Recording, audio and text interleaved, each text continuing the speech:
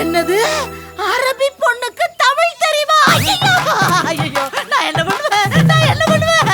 இப்படின்னு தெரிஞ்சிருந்தா இந்த மனுஷனுக்கு கழுத்தறிட்டாம வேற எவன் கூடயாவது ஓடி போயிருப்பேன். வயசுக்கு தக்கன பேசுறியாமா? அரபிக்காரிக்கு தமிழ் தெரிஞ்சா உனக்கு என்ன பிரச்சனை? ஆமால, எனக்கு என்ன பிரச்சனை? அவ தமிழ் பேசினா எனக்கு என்ன பிரச்சனை? அது பேசிட்டு போட்ட எனக்கு என்ன பிரச்சனை? எனக்கு ஒரு பிரச்சனை இல்லங்க. நான் 5வது படிக்கும் போது என் லவ்வர் என்கிட்ட சொன்னா, இந்த மூஞ்சிக்கலாம் நீ துப்பிட்டு போ, இது ஒரு லூசு, இத கல்யாணம் பண்ணினா நீ நாசமா போயிருவேனா. எப்ப பார்த்தாலும் ஜல்லிக்கல்ல போட்டு மெல்ற மாதிரி பேசினா என்ன அர்த்தம்? அது ஒண்ணும் இல்லைங்க மாப்பிள்ள. இந்த பசுமாடெல்லாம் காளையோட சேராமையே சினையாகுது. அத பத்தி தான் டிஸ்கஷன்.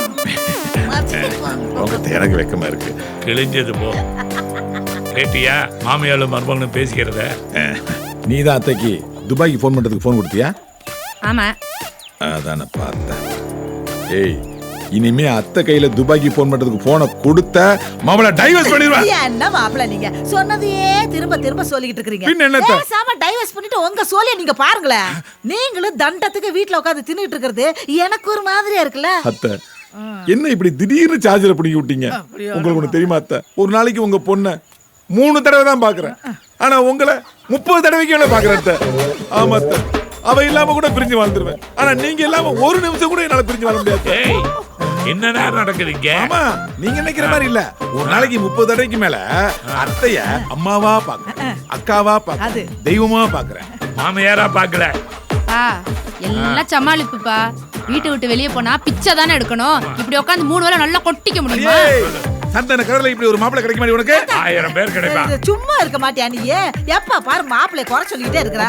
அவ கிடக்குற மாப்பிள்ளை. உங்களுக்கு இன்னொரு விஷயம் தெரியுமா? அந்த அரபிக்கார புள்ள தமிழ் பேசுறாளாமா. ஐயோ, மறுபடியும் ஆரம்பிச்சிட்டாளே.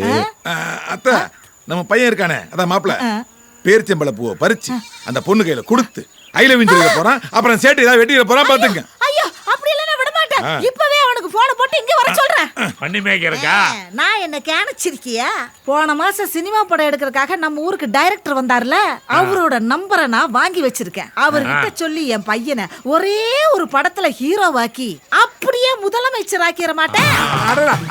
அத்தைன்னா அத்தை தான் மாப்பிள்ளை, நீங்க துணை முதலமைச்சர். நன்றிகள். அம்மாடி, நீதான் கொள்கை பரப்பு செயலாளர். அம்மா, அப்ப நீ? அம்மா நான் தானே. நான் தான் கட்சிக்கு பொதுச் செயலாளர். அருமை அருமை. அப்ப மாமா என்ன கட்சி கொரோனாவா?